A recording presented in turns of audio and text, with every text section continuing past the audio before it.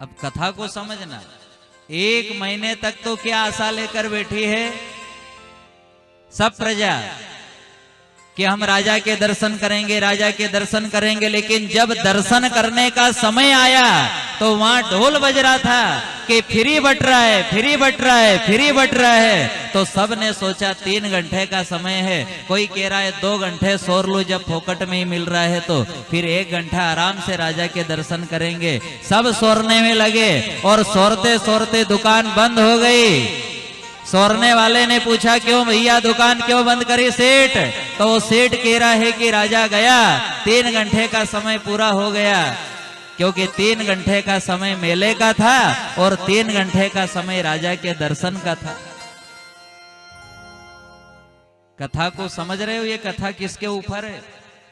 ये अपने ही ऊपर है कि लग 84 योनि से जीव केवल एक आशा लेकर आया कि भगवान तू मुझे मिल जा, और भगवान ने कृपा करके ये पूर्णिमा की तरह पूर्ण काया दी कि ये वो पूर्णिमा है, ये पूर्ण काया है जिसमें तेरा पूर्ण परमात्मा बैठा है। तो इस काया के द्वारा मुझे पहचान ले। और जब उसने काया दी तो सब इस फ्री के मेले में लग गए, ये मेरा, ये मेरा, ये मेरा, ये मेरा, ये मेरा, ये मेरा, ये। और यहां कलयुग में बताया है काल कुराड़े खुद पे चाले, लाख करे चतुराई पर मिटे ना कर्म का लेख। लग 84 योनि से जीव भटकता हुआ आया और इस कंचन काया मिली, नर नारी की काया मिली। और अगर जीवन में कभी संतों का संग नहीं किया, गुणीजनों का संग नहीं किया, कभी भजन नहीं किया, सदा कथा से अलग अलग भागते रहे, सत्संग से अलग अलग भागते रहे, अकेला रहना आपको पसंद रहता है। काफी ऐसे हैं, हम तो अकेले मस्त है, हम नहीं कथा सुनने जाएं, नहीं तीर्थ करने जाएं, हम तो अकेले मस्त है। अकेले अकेले तो कर्मों के अनुसार ऐसी बीमारी आई आपके काया में कि लाडली बहू ने भी कह दिया कि 1 थाली 2 कटोरी 1 जल का लोटा अलग रख दे, और पोते से कह दिया बेटा तेरे दादी के पास मत जाना, क्यों? इसको ऐसी बीमारी है, तेरे को भी हो जाएगी, इसको अकेली पड़ी रहनी। उस समय दादी कहेगी कि लाडला पोता, लाडला बेटा, लाडली बहू, सब कुछ पाया फिर भी भाया सुनो लागे जी। क्यों? क्योंकि जिसे प्राप्त करने आई वो तो मुझे मिला ही नहीं, दुख ही मिला। जिनको मैं ये सोच रही थी कि इनसे सुख मिलेगा, उनसे सुख तो नहीं मिला, लेकिन दुख जरूर मिला।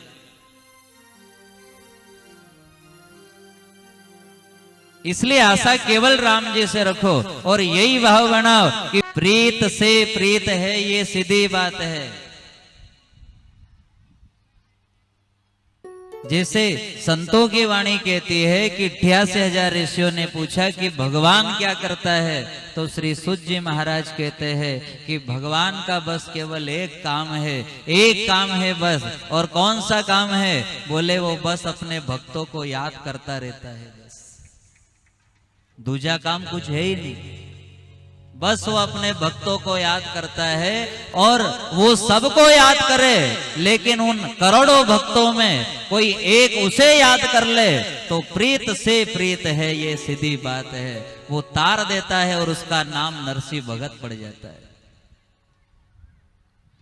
एक को तारे वो, लेकिन तारे किसे? प्रीत से प्रीत है, ये सीधी बात है। कैसा समझ में आया आपको? सुन लेना कि आपके घर पे 10 पत्रिका आई, शादी के कितने निमंत्रण आए? 10 निमंत्रण आए, 10 पत्रिका आई। अब 10 जगह तो आप जा नहीं सकते, जा सकते हो क्या? 10 जगह तो नहीं जाओगे, लेकिन वही 10 पत्रिका आपने सामने रखी,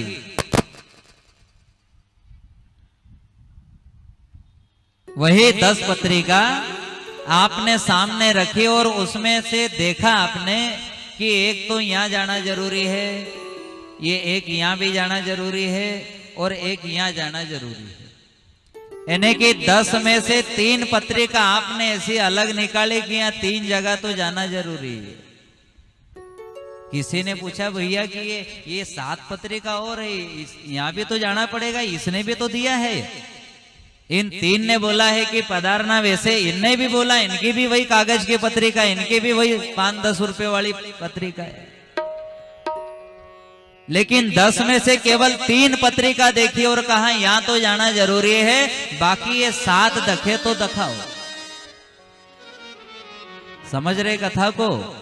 जब उससे पूछा कि 3 जगह जाना जरूरी क्यों है, तो उस व्यक्ति ने जवाब दिया कि ये 3 जो है नी, इससे मेरा संबंध अच्छा है, प्रेम अच्छा है, और प्रीत से प्रीत है, ये सीधी बात है। भगवान से हमारा संबंध बहुत मधुर होना चाहिए, पवित्र होना चाहिए, समर्पण भाव का संबंध होना चाहिए। श्री सुत जी महाराज दर्शन करा रहे हैं कि राजा परीक्षित ने जब बाप दादा के पाप की कमाई वो सोने का मुकुट धारण किया, बुद्धि भ्रष्ट हुई, शिकार खेलने को जंगल में पहुंचे, तभी राजा की नजर पड़ी कि एक काला पुरुष जो राजा के कपड़े पहनकर एक गौ माता और बैल को डंडे से मार रहा है, लाठी से पीट रहा है। वही राजा को क्रोध आया, अरे मेरे राज्य में गौ माता दुखी। राजा को क्रोधित देखकर कलयुग ने विचार किया, है राजा मुझे इसी समय नष्ट कर देगा, मैं जाकर इनके चरणों में प्रणाम करता हूं। और क्षत्रिय वो है जो शरण में आए हुए शत्रु को भी क्षमा कर देता है, वो क्षत्रिय है। चाहे वो जानता है कि ये कितना भी बड़ा शत्रु है, ये मुझे पीठ पीछे छुरा मार के मुझे बाद में निपटा देगा, लेकिन क्षत्रिय का गुण ये है कि जो आया है, भले दुश्मन भी क्यों नहीं आए, भले शत्रु भी क्यों नहीं आया, लेकिन शरण में आया है तो क्षमा करने का काम क्षत्रिय का है। ठीक है। कलयुग से कहा तू मेरा राज्य छोड़कर चला जा। अब एक एक शब्द पर ध्यान देना।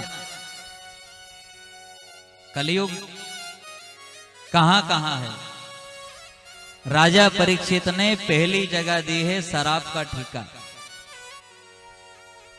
और शराब के ठेके के सामने चाहे कितने भी विद्वान पंडित चले जाए, कितने भी विद्वान गुरु चले जाएं, कितने भी भले काशी जी से विद्या प्राप्त करके आया, वो ब्राह्मण देव भी अगर शराब के ठेके के सामने 1 मिनट के लिए भी अगर उनकी गाड़ी रुकी तो वो ये जरूर सोचेंगे, क्या सोचेंगे?